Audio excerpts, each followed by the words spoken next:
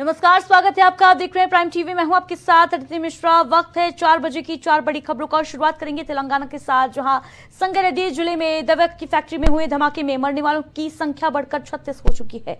Factory से 31 शव बरामद किए गए हैं। वहीं अस्पताल में अब तक 5 लोगों की मौत हो गई है। 30 से ज्यादा लोग घायल हैं। दरअसल 30 जून को फैक्ट्री के रिएक्टर यूनिट में विस्फोट हुआ था।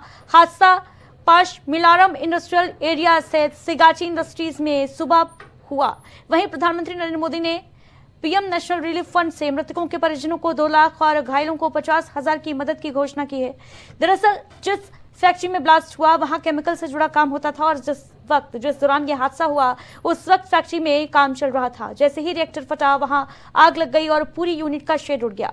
ब्लास्ट इतना जोरदार था कि मजदूरों के शरीर 100 मीटर तक हवा में उछलकर जा गिरे। इस दुखद हादसे में 12 मजदूरों की मौत की खबर पहले सामने आई। वहीं अब जो आंकड़ा है वो 30 से अधिक हो चुका है। 31 लोगों की मौत जो है वो अब तक हो चुकी है। वहीं कई लोग अस्पताल में अभी जिंदगी की जंग लड़ रहे हैं। आपको बताते चलें कि ऐसा हादसा कोई पहली बार नहीं हुआ है। इससे पहले भी कई हादसे हो चुके हैं, लेकिन सवाल यही बना रहता है कि फैक्ट्रीज की सुरक्षा में जो चूक है वो आखिर क्यों की जा रही है। इन मौतों का जिम्मेदार कौन है। बीते साल की अगर बात की जाए 2023 में पाश माइलारम में ही एक केमिकल रिएक्टर फटा था। इस ब्लास्ट में 3 मजदूर मारे गए थे और इसके अलावा संगारेड्डी की एक फार्मा फैक्ट्री में 6 लोगों की जान जा चुकी है। बार बार ये हादसे हो रहे हैं। हादसों ने साफ कर दिया है कि इलाकों की जो फैक्ट्रीज हैं उनमें सुरक्षा के पुख्ता इंतजाम नहीं हैं। तो तेलंगाना में बीते कल बेहद भयावह हादसा हुआ, जहां केमिकल फैक्ट्री में ब्लास्ट हो गया और इस पूरे मामले में अब तक 31 लोगों की मौत हो चुकी है। 30 से अधिक लोग घायल बताए जा रहे हैं। बताते चलें कि जिस समय ये हादसा हुआ उस वक्त मजदूर काम कर रहे थे फैक्ट्री में और वहीं पर रिएक्टर ब्लास्ट हो गया। हमारे सहयोगी शहबाज ज्यादा जानकारी के साथ हमारे साथ जुड़ रहे हैं न्यूज रूम से। शहबाज, ये जो बेहद विभत्स जो घटना हुई, बेहद दर्दनाक जो हादसा हुआ बीते कल तेलंगाना में, वहां पर मृतकों का जो आंकड़ा है वो लगातार तेजी से बढ़ता हुआ नजर आ रहा है। जब ये घटना घटित हुई शहबाज, तो बताया जा रहा था कि लगभग 10 से 12 मजदूरों की जो मौत है वो हो चुकी है। शव किस तरीके से रेस्क्यू किए जा रहे थे, बेहद भयावह तस्वीरें तेलंगाना से निकल के सामने आ रही थी। क्या कुछ अपडेट शहबाज इस पूरे मामले पर निकलकर सामने आ रहा है? क्या वजह रही इस हादसे के पीछे? बिल्कुल आदित्य, आपको बताना चाहेंगे कि केमिकल जो वो दवा फैक्ट्री थी वहां पर और केमिकल रिएक्टर के फटने से इस तरीके का हादसा होने की खबर सामने आई है। और ये हादसा जो है वो बीते कल हुआ था और जिसमें अभी भी आपको बताएंगे आदित्य कि नुकसान किस कदर हुआ था। इससे आप ये समझ सकते हैं कि रेस्क्यू जो है वो अभी भी प्रॉपर तरीके से चलाया जा रहा है वहां पर। और जो लोग एडमिट हैं उनके इलाज के लिए भी कहीं ना कहीं तेलंगाना की गवर्नमेंट ने तुरंत इस मामले का संज्ञान लिया था। मृतकों को जो 2 लाख रुपए देने का जो है वादा किया था, उसके साथ ही जो इलाज करा रहे हैं, जो घायल हैं, उनको हर संभव मदद पहुंचाने का तुरंत के तुरंत आश्वासन दिया गया था और वहां पर हर सरकारी मदद को जो है वहां पर पहुंचाया गया था। सवाल इस चीज का नहीं, सवाल इस चीज का है कि लगातार आखिर तेलंगाना या फिर जो साउथ में इस तरीके के हादसे जो है अमूमन हुआ करते हैं और खासकर केमिकल फैक्ट्री जितनी भी हैं जहां फार्मास्यूटिकल्स या फिर दवाई बनने का जहां पर काम होता है, ऐसी घटना कई बार हो चुकी है और कई बार इस तरीके के हादसे हो चुके हैं। सवाल यह है कि आखिर ऐसी कौन सी वजह है जिस वजह से इतने बड़े हादसे हो जाते हैं और जिसमें कई मजदूर। बिल्कुल शहबाज, अगर संगारेड्डी जिले की ही बात की जाए तो बीते साल भी यहाँ पर हादसे हुए थे जिनमें कई मजदूरों की जो है जान चली गई थी। यहाँ पर केमिकल से जुड़े काम होते हैं, ये भी जानकारी निकलकर सामने आ रही है। ऐसे में क्या लगता है, क्या सुरक्षा व्यवस्था जिनको दुरुस्त कराने की बात दावे किए जाते हैं वो कहीं ना कहीं सिस्टम जो है वो फेल साबित हो रहा है? फैक्ट्रीज में जो मजदूर हैं उनकी सुरक्षा जो है, उनकी जान को लेकर किसी को परवाह नहीं है? क्या लगता है शहबाज?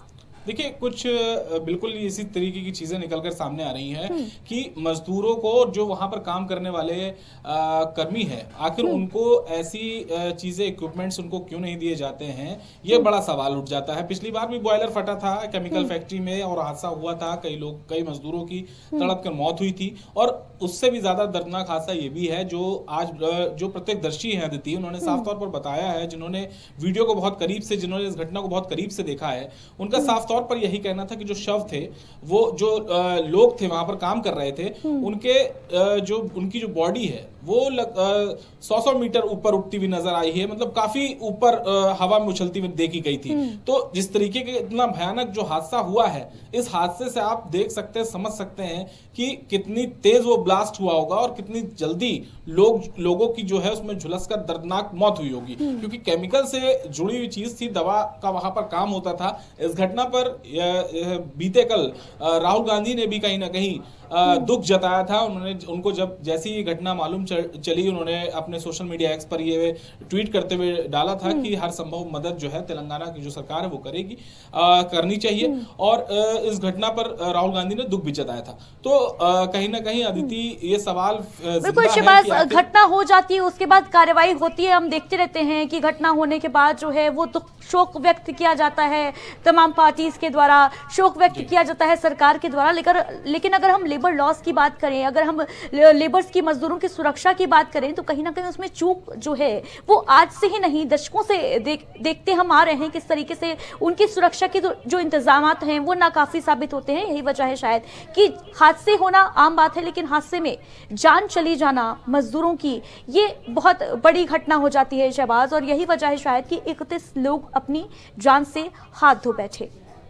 बिल्कुल अदिति, क्योंकि नाले में अगर बात करें, नाले में उतरकर उसकी सफाई करने वाले मजदूर से लेकर और केमिकल फैक्ट्री में जो काम करने वाला मजदूर है, अगर आप बात करें तो जो सेफ्टी इक्विपमेंट्स होते हैं, कहीं ना कहीं आपने कई ऐसी घटनाएं हम लोगों ने देखी हैं, हम लोगों ने कवर भी करी, उस चीज को दिखाया भी लोगों को कि जो नाले की या सीवर की जो सफाई होती है और उनमें जो मजदूर उतरते हैं, कई बार ऐसा मतलब मजबूरी कह लीजिए लोगों की, क्योंकि कोई अपनी ये उसकी पसंद नहीं, ये उसकी चॉइस नहीं होती अदिति, बस मजबूरी में उसको ये काम करना पड़ रहा होता है। और सरकार जो होती है या जो काम कराने वाली कंपनियां होती हैं वो सेफ्टी इक्विपमेंट्स नहीं दे पाती हैं या उनको मुहैया नहीं कराती हैं, उनको किसी की जान से मतलब नहीं होता है। साफ तौर पर और कई ऐसे हादसे उत्तर प्रदेश समेत कई अलग अलग राज्यों में देखने को भी मिले हैं अदिति।